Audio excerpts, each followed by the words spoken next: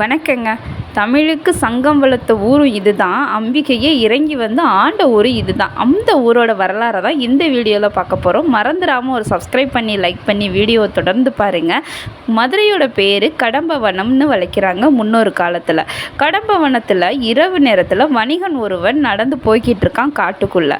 போகையில் அங்கே கடம்ப மரத்துக்கு கீழே ஒரு சுயம்புலிங்கத்தை தேவேந்திரன் தேவர் கூட்டத்தோடு வந்து வணங்கி போனதை கண்ட உடனே வேகமாக சென்று அப்போது நாட்டை ஆண்டுட்டு இருந்த குலசேகரன் பாண்டியன்கிட்ட போய் சொல்லிட்டாரு. குலசேகரன் பாண்டியன் காட்டையே ரெண்டாக்கி அந்த சுயம்புலிங்கத்தை கண்டுபிடிச்சி அங்கே ஒரு கற்கோயிலையும் கட்டிட்டாருங்க.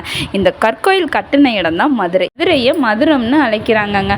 மதுரம்னாலே இனிமைன்னு அர்த்தமா. இனிமையான ஊருன்னு முற்காலத்திலேயே சொல்லியிருக்காங்க. நம்ம சிவபெருமான் பிட்டுக்கு மண்ணு சுமந்ததும் இங்கே தான், அம்பிகையை கல்யாணம் பண்ணதும் இங்கே தான், ஆண்டதும் இங்கே தான். 64 திருவிளையாடல் நடத்தின சிவபெருமானோட புராணத்தையும் சரி மதுரையோட வரலாறும் சரி இந்த வீடியோவில் நான் சொல்ல போகிறேன். இது பாகம் 1 தான். பாகம் 2ல் தொடர்ந்து பார்க்கலாம். ஸோ பிடிச்சிருந்தா சப்ஸ்கிரைப் பண்ணி லைக் பண்ணுங்கள். அடுத்த வீடியோவில் சந்திக்கிறேன். Tata, bye by.